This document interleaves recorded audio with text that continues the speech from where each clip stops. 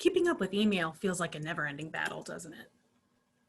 Are there ways to reduce the amount of emails coming in so that you can get to the more important ones faster? The answer is yes, and we'll talk about how to do that today on Tuesday Tech Training.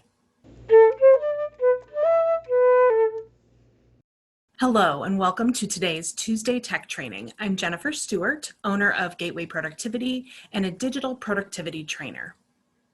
Unfortunately, email overwhelm has become the norm for many people. That's one of the main things that I help my clients with.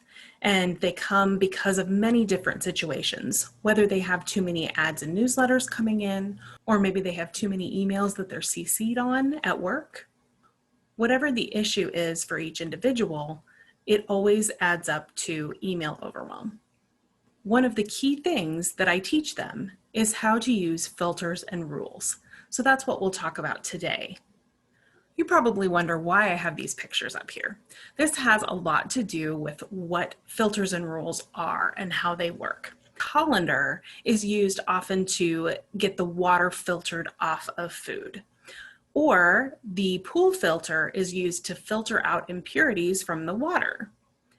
In the same way, a filter or a rule in your email is used to filter out the things that you don't want, or in some cases, the things that you do want to go to specific places or have specific actions happen.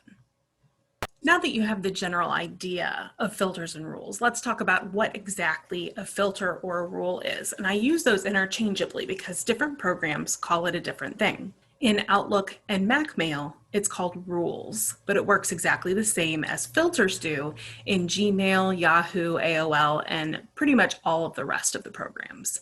Just remember, Outlook and MacMail, it's rules that you're looking for. The rest of it will be called filters. A filter or rule is an automatic search that the email program performs to find emails that fit a certain criteria that you have set, and then you can have an action happen when that criteria is met. So it might be having the email go to a folder, or maybe the email has a certain sound that plays when it comes in. You can have multiple different things happen, but the filter or rule is what makes it happen. It's something that you teach the email program to look for, and it will automatically do that when you're not even there. The most common use for this is taking emails that come in and putting them in specific folders.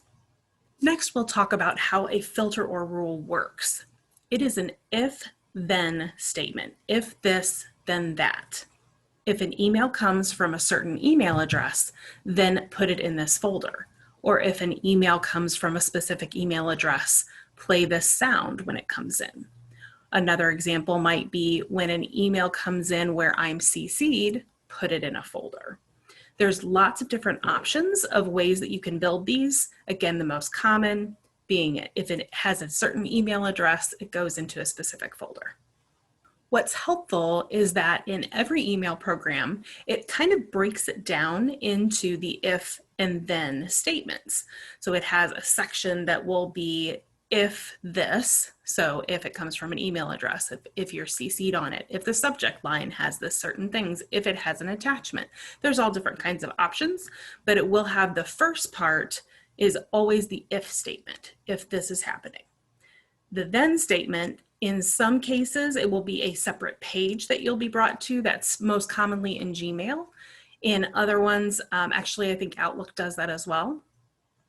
And in the other ones, you'll see it all as one screen, but then you'll have two different sections, the if statement and then the then statement. So what's going to happen? Then what happens? The email goes to a folder, you play a sound, it gets deleted. All those are options for things that you can do with your filters and rules. You may still be confused about how filters and rules can benefit you. So let's talk about some different scenarios. The main one that I use with my clients is let's build filters or rules for those things that are less important that are coming into your email.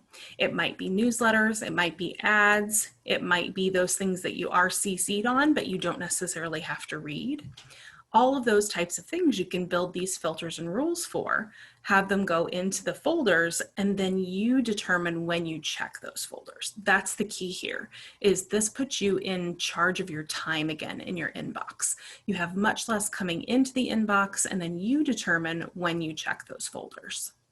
This also eliminates any distraction that those less important emails create. For instance, those ads where you would look at it and maybe go out to the website, see what they have for sale, that can take you down a rabbit hole. That then goes into a folder, so it's no longer a distraction when you're working on your inbox.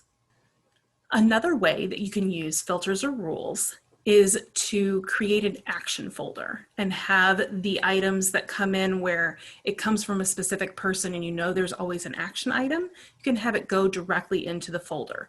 I caution my clients on using this because most of us are out of sight, out of mind kind of people. I know I am. I tried this action folder for myself and it did not work well. The main thing being that you want to make sure that you're going to check the folder. With the less important emails, it's not as critical if those folders get missed for a day or two and you don't check them, especially newsletters and ads. But if you're going to use this for an action folder, you have to maybe put on your calendar a time to check your action folder, or maybe you always live in your action folder and you go to your inbox less often. Whichever scenario makes sense for you. But I definitely have a long talk with my clients if they think they might want to use the action folder. I more often recommend using the less important emails going to folders, especially when you're getting started for the first time using filters and rules. Some other scenarios of ways that you can use this in Outlook, especially if you have an email coming from a specific person, you can have a sound play. Or if you are receiving emails because you have to from vendors, you can have them automatically delete. And that's true in Gmail and Outlook. Some of the smaller companies like Yahoo and AOL, they won't have quite as many options, but you can definitely do the basic choice of if it comes from a certain email, put it in a folder. That's available in all the email programs. Another example of what my clients use is the filters for things that are going to spam and shouldn't, or should be going to spam and aren't. And so you can create a filter that says this item should never go to spam, or you can do the flip that when this comes in, it should always go to spam. Let's say there's something you tried to unsubscribe from and you weren't able to. You can have that then go into spam based on a filter. Another key way that my clients often use this is to base it on the subject line. This is especially important if you're someone who receives a newsletter from someone, but you also receive regular emails from them. If you need to see the regular emails right away, you need those to go to the inbox. You want to make sure that when an email comes in that's the newsletter, that maybe your filter says, if it comes from this email address and the subject line has the word newsletter, or whatever is the common piece for that newsletter.